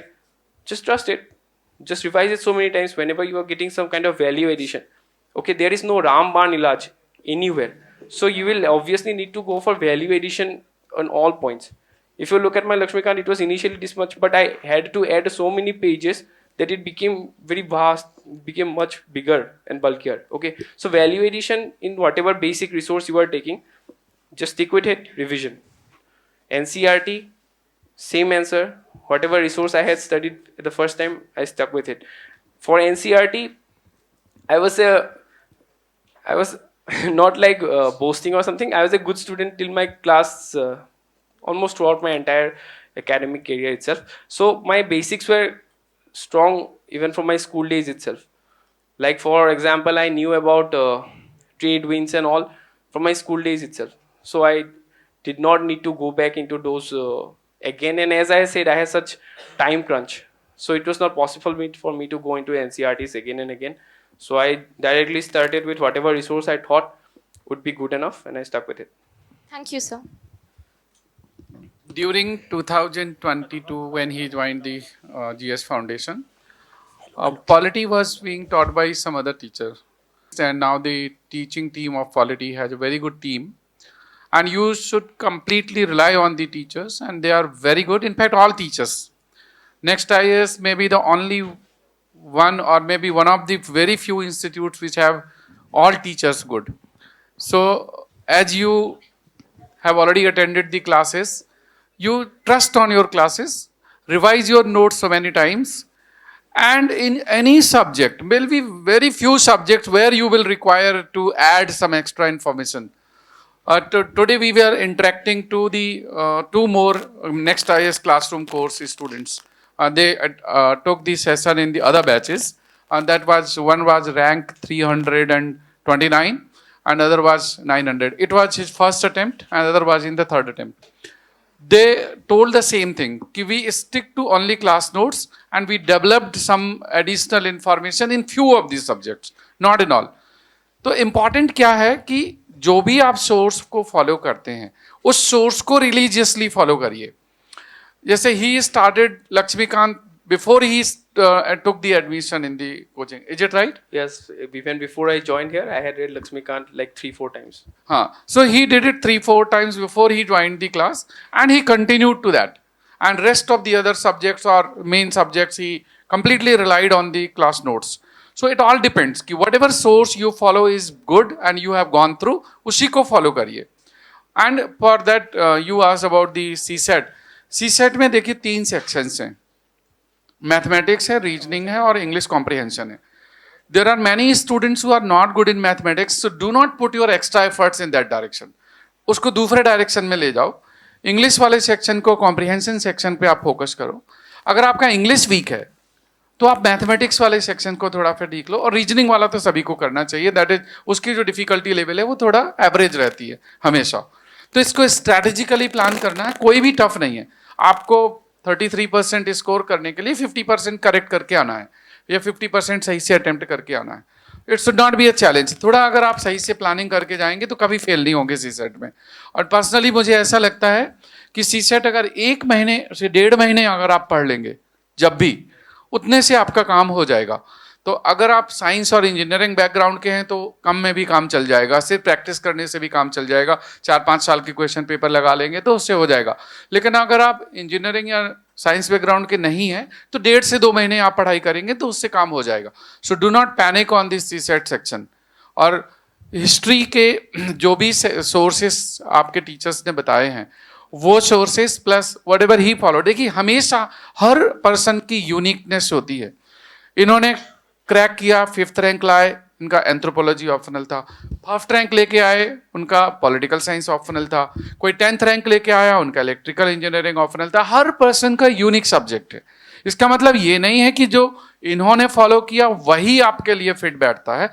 All of you also need not to have the same source. उसमें से कुछ लोगों के अलग हो सकते हैं. तो अपनी यूनिकनेस को मेंटेन रखिए, उस पर रिसर्च करिए, उसको इनबिल्ट करिए. That is what I will suggest कि अपनी यूनिकनेस को खोना नहीं है. और जिस सोर्सेस को आप फॉलो कर रहे हैं, जो टीचर्स ने सजेस्ट किए हैं, they are tried and tested. Their experience is very large since so many years, and that is why the people, he is the example, the others are the example. इन्होंने follow किए, इन्होंने भी किए. और फिर कुछ ना कुछ एक्सपेरिमेंट आप कर सकते हैं. अगर आपको लगता है कि मुझे क्लास नोट्स में इस सब्जेक्ट में मजा नहीं आ रहा है, आप उस सब्जेक्ट में बुक पे जाइए. किसी सब्जेक्ट में आपको किसी और का नोट्स लग रहा है, आप उसमें चले जाइए. तो 1-2 सब्जेक्ट के लिए या 10 to 20% deviations person to person possible है, उसमें करिए, कोई दिक्कत नहीं है. सर जैसे आपने बताया कि कोविड में आपको पीपी किट पहन के रहना पड़ता था, आपको सर वाटर की थोड़ी वहाँ पे इशू था सर. तो सर जैसे आप बताए कि आपको 1 घंटा मिलता था, आप पढ़ते थे सर. तो सर मतलब वहाँ पे स्ट्रेस और एंग्जाइटी से कैसे डील करते थे? क्योंकि सर जैसे अभी यस्टरडे सर प्रीलिम्स हुआ है सर, तो सर उसमें बता रहे हैं मतलब अनप्रिडिक्टेबल आया है सर. तो सर जैसे वहाँ पे नॉलेज का भी काम था अपना, पर सर वहाँ पे अपने मतलब माइंड को कैसे मतलब कंट्रोल कर सकते थे कि वहाँ पे हम पैनिक नहीं होना था, प्रेशर नहीं होना था सर, वो बताइए सर बस. On exam hall, you're talking about in the exam hall, right? Yes sir, yes sir. Okay, thank you. Thank you sir. अभी वो कैसे होना है? One very good option is like यहाँ पे मॉक्स होते हैं शायद, तो वो अटेम्प्ट करो. वो अटेम्प्ट करने से तुमको एक ऐसा एनवायरनमेंट मिल जाता है, ठीक है. वहाँ पे अवेलेबल नहीं था, मैं जहाँ पे था तो मेरे को वो प्रिविलेज नहीं था. पर अभी कैसे हैंडल करना है? अभी मैं मेडिकल के बैकग्राउंड से हूँ, तो मैं ऐसा हाई प्रेशर सिचुएशन ना बहुत नॉर्मल लेवल पे, मतलब बहुत नॉर्मल सा सिचुएशन है वो मेरे लिए, high pressure situation. Every moment emergency में जब काम करते हैं, अभी हर 2-3 मिनट में इमरजेंसी होता रहता है. तो एंग्जाइटी और वो मेरा एज इन माई केस वो बहुत ही थ्रेशोल्ड काफ़ी ऊपर था एंग्जाइटी को होने के लिए, लेकिन फिर भी होता तो था. Just I have said every week at the end like weekend पे एक तो छोटा मेंटल ब्रेकडाउन हो ही जाता था। लेकिन एग्जाम हॉल के टाइम पे अभी पहले तो ये सोच के जाना है कि जो you have given your best efforts through out a year, right. जो सेंटेंस में वो पहले बोलने का ट्राई कर रहा था लेकिन गलत हो गया कि bleed on what and not in, वो मतलब तो यू डोंट ब्लीड इन वार, तो पहले से ही प्रैक्टिस अच्छे से करके जाओ। अपने ऊपर इतना कॉन्फिडेंस रखो कि I have work through out this period. अभी जो अपना कर्म कर चुके हो तो हो जाएगा, अगर अच्छा किए हो तो रिजल्ट तो आ ही जाएगा, रिजल्ट के बारे में सोचना नहीं है। जो क्वेश्चन है you focus on the present moment, not like कि मेरा स्कोर कम आ रहा है, मैं मोस्ट प्रोबेबली एलिमिनेट हो जाऊंगा रेस से, वो सब नहीं सोचना है। बस जो पेपर आया है उसको देखो। पहले जो मैंने बोला कि फर्स्ट राउंड में सिर्फ उन्हीं क्वेश्चंस को अटेम्प्ट करो जहां पे तुम कॉन्फिडेंट हो, ठीक है। एक बार जब तुम कॉन्फिडेंस वो मिल जाएगा एक बेस लेवल का, तब थोड़ा सा अपने आप के ऊपर कॉन्फिडेंस आना स्टार्ट हो जाएगा। लेकिन अगर तुम पहले ही वो सब क्वेश्चन अटेम्प्ट करोगे जहाँ पे कॉन्फिडेंट नहीं हो तो वो कॉन्फिडेंस और ब्रेक हो जाता है। What was your strategy for part B of GS4 paper? पहले तो मैंने तभी बताया था कि कुछ बेसिक वैल्यूज तो होते हैं, हाँ, जैसे ऐसे एथिकल डिलेमास होते हैं, कुछ ऐसे 15-20 एथिकल डिलेमास पहले से प्रिपेयर करके जाओ। इस साल का क्वेश्चन पेपर काफी फिक्स था। You mention the ethical dilemmas, the courses और options that you have, which course would you select and why, तो यही था पैटर्न। अभी एथिकल डिलेमास 10-15 ऐसे प्रिपेयर करके जाओगे तो वहां पे तुम्हें ऑटो पायलट मोड में वो आ जाएगा। मेरे को ऐसा था, मेरे को याद है कि मैं जब वो पीछे मतलब एक हो गया केस स्टडी तो मैं नेक्स्ट पे गया ना, तो वहां पे एथिकल डिलेमास जब लिखना था तो मैं पहले का पेज ऐसे रिटर्न करके ऐसे लिख दिया। सेम वो एथिकल डिलेमास वहां पे भी मैच कर रहे थे। समझ रहे हो क्या बोल रहा हूँ? मतलब एथिकल डिलेमास 15-20 ऐसे प्रिपेयर करके जाओ अच्छे से। कोर्स ऑफ एक्शन तो काफी सिंपल सा होता है, दो बहुत ही एक्सट्रीम होगा, एक बहुत ही एक्सट्रीम गुड होगा। For example someone is pressurising you, someone powerful person is pressurising you to do something illegal, तो दो बहुत ही एक्सट्रीम ऑप्शंस होंगे कि you either cooperate with him, secondly you एकदम टोटली मतलब से कि ना ना हम ये करेंगे ही नहीं, तो ऐसे करके मतलब ब्लॉकेट कर देना। और थर्ड ऑप्शन होता है मिडवे, ठीक है। मिडवे जैसे पहले उनको समझाएंगे कि ऐसा नहीं करना होता है, लेकिन अगर वो इलीगल है, वो नहीं मानते हैं, तो approach through appropriate authorities, CVC वगैरह, ठीक है। तो वो तो एक अभी मतलब जो मैं बता रहा हूँ, this was almost kind of like my auto pilot mode. I knew कि ऐसा क्वेश्चन आने से मेरे को ऐसे ही जाना है। तो लकीली इस टाइम का जो क्वेश्चन इस साल जो भी केस स्टडी आया था सब एक ही पैटर्न का आया था। तो हर एक का प्रोज और कॉन्स ऐसे टेबल में बनाना होता है। समझ रहे हो क्या बता रहा हूँ कि let's say you totally cooperating with that powerful person, तो उसका प्रोज क्या होगा? Your position will be safe, you will be in good books of seniors, your career will grow. Cons क्या होगा? तुम्हारा इंटेग्रिटी में कॉम्प्रोमाइज हो गया, कॉम्प्रोमाइज ऑफ इंटेग्रिटी, तुम्हारे अपने मन को शांति नहीं मिलेगा। उसके खराब क्या होगा? लेट्स से कोई बिल्डिंग तोड़ने को बोल रहा है, तो उस बिल्डिंग में जो रह रहा है, तो वो कौन होगा कि plight of disadvantaged people not taken into consideration। तो वैसे ऐसे मतलब मैंने ऐसे किया था। अभी आई एम नॉट सेइंग कि this is the one shoe fits all thing, but मैंने ऐसे किया था। तो हर ऑप्शन के अंदर ऐसे प्रो और कॉन्स का टेबल लिखा, तो 3 ऐसे लिख लिया। तो why are choosing this option, तो इवेंचुअली नॉर्मली 3rd या 4th ऑप्शन ही चूज करते हैं कि मिडवे ऐसा, तो व्हाई आर चूजिंग दिस, तो सब प्रोज ही होगा, वो प्रोज को ही मतलब पॉइंट करके लिख दिया। काफी सिंपल होता है केस स्टडीज अगर प्रॉपर फॉर्मेट हो दिमाग में। तो sources of sir anecdote for ऐसे खुद like बुक्स पढ़ना जरूरी है सर उसके लिए? कोई बुक्स नहीं, बुक्स पढ़ना जरूरी नहीं है। कैसे फिर स्टोरी पता चलेगा? एनेक्डोट्स, अभी एनेक्डोट्स ना मतलब तुम फुल बुक का स्टोरी पता नहीं होना चाहिए, तुम उसका समरी निकाल सकते हो ना, गूगल पे मार दो समरी ऑफ दिस बुक, तो वहीं से एनेक्डोट आ जाएगा। पर एनेक्डोट्स आर मोर लाइक अभी देखो वो वैल्यू एडिशन के लिए मैं नहीं बोल रहा हूँ कि बुक मत पढ़ना, ठीक है। जैसे by now I have made it multiple times clear कि I had extreme time crunch, ठीक है। तो अगर मेरे को टाइम मिलता तो मैं बोल देता कि पढ़ लो, लेकिन मैंने अपने 1-2 फ्रेंड्स को बोला कि ये किताब पढ़ के मेरे को 1-2 एनेक्डोट्स ऐसे बना के दे दो, तो मैंने ऐसा बोला था, मैं झूठ नहीं बोलेगा। तो तुम भी अपने फ्रेंड्स को बोल सकते हो, अगर वो हेल्प करने के लिए रेडी है तो वो कर लेंगे, ठीक है। तो वरना अदरवाइज एनेक्डोट्स तुम खुद क्रिएटिवली सोच सकते हो ना. Anecdotes need not be actually from exact books. अभी तुमको जनरल नॉलेज या फिर लॉजिक से भी बहुत कुछ चीज़ें पता होगा. जैसे वो रोजा पार्क्स, अभी देखो जो मैंने बोला करेज का, इकोनॉमी का, एलपीजी रिफॉर्म्स, वो तो वैसे भी तुमको पता है, उसके लिए कौन सा किताब पढ़ने की जरूरत है ना. अभी करेज के बारे में 86 में हमने कैसे कर लिया था कैप्चर, इंडिया ने, मतलब कैप्चर क्या अपना ही है, लेकिन फिर भी वो जो मिलिट्री वो जो ऑपरेशन था, तो वो ऑपरेशन कैसे वो करेज है. तो एनेक्डोट्स मतलब ये जो रियल लाइफ जो होता है, तो वही उसी के बारे में बता रहा हूँ. बुक्स पर हो तो पढ़ लेना, कुछ अच्छे ऐसे बुक्स ऐसे रेकमेंड करते हैं ना. सेपियंस मोस्ट प्रोबेबली लोग पढ़ते हैं पहले के, अभी तो वो इतना भी ज़्यादा नहीं बोलते, अभी और नए रिसोर्सेज आ गए हैं, लेकिन मैंने नहीं पढ़ा था. पढ़ सकते हो तो पढ़ लो, टाइम है तो. सर इसी में पोएम भी लिखा था आपने सर? नहीं लिखा था, थैंक पोएम यू नहीं लिखा था. Okay. Hello, sir. How did you do value addition since there are so many materials available in the market, and how did you filter out the best ones among all those available? मैंने खुद ही किया था value addition. नहीं, मैंने आपने 5 किया कैसे value addition? पता ही नहीं लगता Google- है कहाँ से करे कहाँ से नहीं करे. गूगल करना. मैं बोला ना कि एक ब्रेनस्टॉर्मिंग सेशन कर लेता था मैं पहले ही. जैसे मैंने वीमेन का ही एग्जांपल बताया, ठीक है, तो वीमेन के इश्यूज में मैंने पहले सोच लिया कि ये स्टैटिस्टिक्स में एग्जाम में कैसे कैसे यूज कर सकता हूँ. अभी देखो male female digital literacy difference अगर तुमको पता है तो you will be able to use that point in so many places. Science and tech में यूज कर सकते हो तुम, सोसाइटी पे यूज कर सकते हो, एजुकेशन में यूज कर सकते हो, समझ रहे हो. तो ऐसे एक ब्रेनस्टॉर्मिंग सेशन खुद से करना होता है. मतलब अभी रेडीमेड मटेरियल से ना, आई वुड से कि तुम खुद से एफर्ट डालो तो ज़्यादा बेटर होगा, क्योंकि जब खुद से एफर्ट डालोगे तो 2-3 अलग चीज़ें भी सीख जाओगे. तो मैं ऐसा ब्रेनस्टॉर्मिंग सेशन पहले कर लेता था अराउंड 45 मिनट्स के लिए. तो उस समय मैं डेटा सर्च नहीं करता था.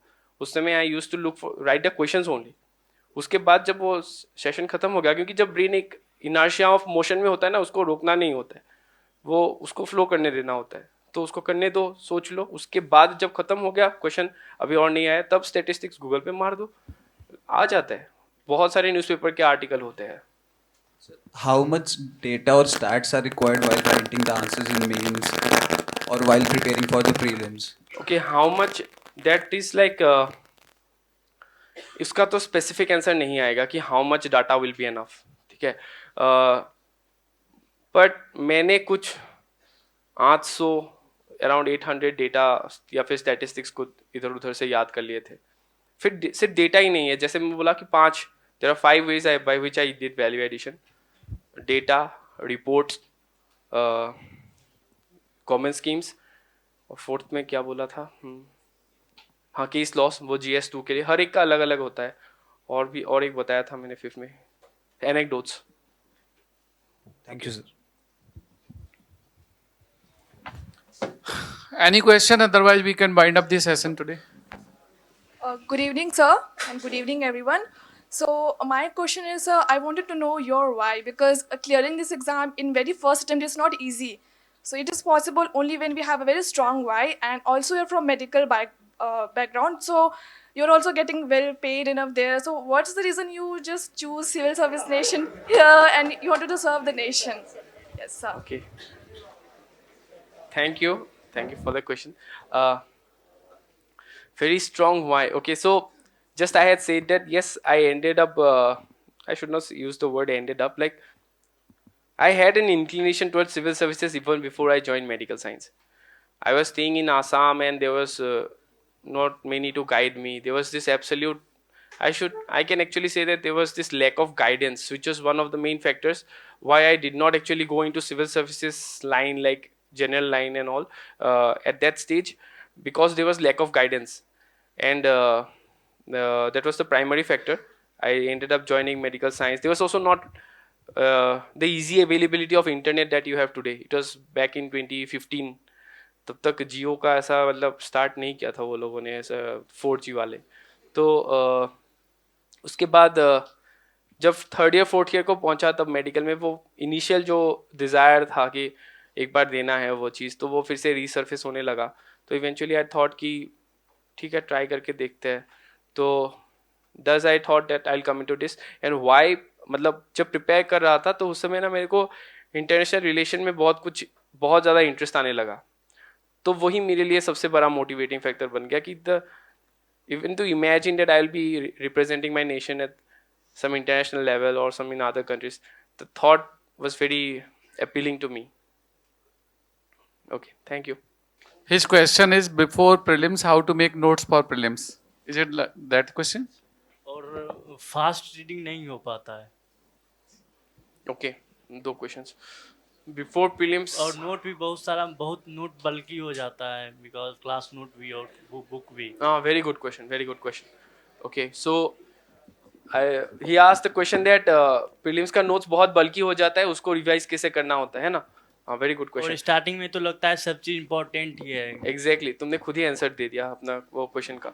तो आई with very good question. I'd say that is actually very good question. What I used to do is I knew that this day would be coming, जब prelims के एग्जाम के पहले रिवाइज करने का जब टाइम आएगा तो होगा नहीं, ठीक है। तो what I did was अभी देखो, पहले वो उन्हीं ने बता ही दिया वो आंसर खुद ही। पहले तो सब जब पढ़ते हो ना तब ऐसा लगता है हर कोई चीज़ ही इंपॉर्टेंट होता है ना। तो इसीलिए मैं बोल रहा हूँ कि इतना बार रिवाइज करो कि बहुत सारे चीज़ ना इनग्रेन ही हो जाए। अभी ऐसा पता है, अभी कुछ चीज़ें ना ऐसे ऑटोमेटिक सा हो जाना चाहिए। इतना बार रिवाइज करोगे तो रेनबो का कलर तो अब फर्स्ट टाइम जब सुने थे तब याद किए थे कि वायलेट इंडिगो ऐसा होता है ना।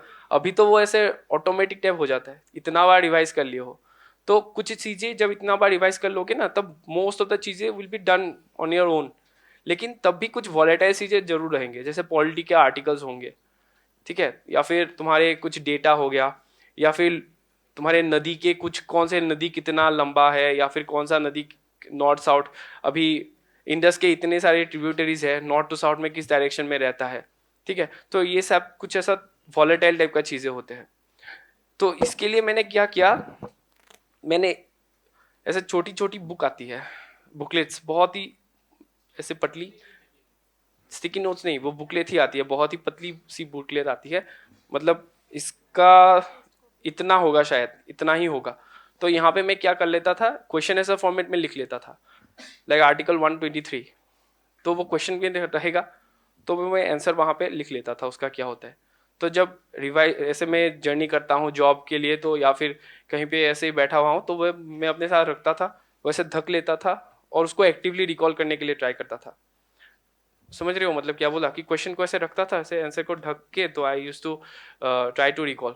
तो जो वॉलेटाइल चीज़ें होते हैं तो मैंने वो क्वेश्चन आंसर फॉर्मेट में अपने आप से लिख लिया था। It was a time consuming process, but वो उसने मेरे को बहुत हेल्प किया, मतलब इतना हेल्प किया कि वॉलेटाइल चीज़ें भी मेरे को अभी ऐसे मतलब इनग्रेन सा हो गया। बार बार चीज़ें, हर चीज़ें बार बार रिवाइज नहीं करना होता है। एक बार तुमको पता चल गया what is basic structure, what is Kesavananda Bharati case, बार बार नहीं पढ़ना होता है, ठीक है। तो जो वॉलेटाइल चीज़ें होते हैं, एक बार समझ लिया कॉन्सेप्ट तो ठीक है, वॉलेटाइल चीज़ों को ही रिवाइज करना होता है। तो वो मैंने ऐसे बना लिया था, हर एक सब्जेक्ट का इतना इतना छोटा छोटा, तो हर एक सब्जेक्ट ऐसे 2-3 घंटे में रिवाइज हो जाता था, एटलीस्ट वॉलेटाइल पोर्शन तो हो ही जाता था। तो प्रॉब्लम आती है आंसर राइटिंग लिखने में। मैं पढ़ के आता हूँ और जब क्वेश्चन सामने रखता हूँ तो सब चीज़ भूल जाता हूँ। ओके ओके भूल ओके। सो अभी तुम कब से स्टार्ट किए हो मतलब प्रिपेयर करना? 5 महीने हो गए। 5 महीने हो गए हैं? अच्छा, तो आई वुड से कि तुम और थोड़ा रिवाइज करो। मेरा वही स्ट्रेटजी है, भूल जा रहे हो इसलिए क्योंकि तुम वो चीज़ इनग्रेन्ड नहीं है, ठीक है ना। तो तुम बस ऊपर ऊपर से सतही लेवल पे चीज़ों को अगर पढ़ रहे हो तो भूल जाओगे। लेकिन अगर जब वो अपने अंदर आ जाता है ना, तो देखो तुम अपने गांव का पिक्चर तो कभी नहीं भूलोगे, है ना, या फिर जहाँ पे भी रहते हो वो तो तुम्हारे अंदर इनग्रेन है। तो वैसे ही जो बेसिक्स रिसोर्स पढ़ रहे हो उसको इतना बार देखो कि वो it becomes a part of your life, समझ गए हो। तो तब तो आ ही जाएगा, और आस्ते आस्ते इंप्रूव करना होता है। एक नहीं, ऐसा नहीं है कि एक दिन में ही तुम बेस्ट आंसर लिख दोगे, ठीक है। तो आस्ते आस्ते ही इंप्रूव करना होता है, धीरे धीरे से। तो एफर्ट्स करते रहो, चीज़ों को ज़्यादा रिवाइज करो, और एक पीयर ग्रुप बना लो हो सके तो क्या करोगे ना, लोग ना जब सुनते हैं तो ज़्यादा याद रहता है खुद से पढ़ने से। तो जब फ्रेंड के साथ डिस्कशन करोगे कुछ पॉइंट्स अभी देखो अचानक से डिस्कस करने बैठ जाओ कि ऑर्डिनेंस के ऊपर डिस्कस करते हैं, ऑर्डिनेंस मेकिंग पावर के ऊपर, तो फ्रेंड्स के साथ डिस्कस करो, एक बार खुद बोल दोगे, वो 2 बार बोल देगा तो हो जाएगा याद, ठीक है। तो I can think of only like this solutions at the moment. अभी eventually you will have to find your own way what works for best for you. और सर मेंस के लिए अलग से नोट बनाना होगा या फिर उसके लिए अलग से कुछ? हाँ, थोड़ा सा बनाना पड़ता है, क्योंकि मेंस के लिए मतलब थोड़ा सा ही, उसको और थोड़ा शॉर्ट कर देना पड़ता है जो प्री के लिए पढ़ रहे थे, समझ रहे हो, मतलब उसको थोड़ा सा और कॉन्डेंस कर देना पड़ता है, क्योंकि बहुत सारे सब्जेक्ट्स आ जाता है ना वहाँ पे। गवर्नेंस आ जाएगा, तुम्हारा इंटरनल सिक्योरिटी आ जाएगा, इंटरनेशनल रिलेशन बहुत डेप्थ में पढ़ना पड़ेगा मेंस के लिए, तो थोड़ा सा शॉर्ट तो करना पड़ेगा, वरना तुम एग्जाम के पहले कैसे रिवाइज करोगे? तुम शाम आओगे, सेकंड पेपर दे के GS 2 दे के शाम को आओगे, GS 3 और 4 तुमको सुबह फिर से जाके देना पड़ेगा, कुछ तो देखना तो पड़ेगा, तो इसलिए थोड़ा सा तो कंडेंस मटेरियल होना ईजी होता है। एक लास्ट क्वेश्चन पूछूं? Yes sir. How did you select to take the admission in next IAS? I was told about Next IAS by a friend of mine, and I was actually, since I was working, I knew that I would not be coming to Delhi. I had to go for rural service. So I was looking for options that were available online, and then a friend told me that there's Next IAS. They are giving good quality material available online. So then I joined Next IAS. So thank you everyone for listening patiently. Thank you, sir. Thank you, sir.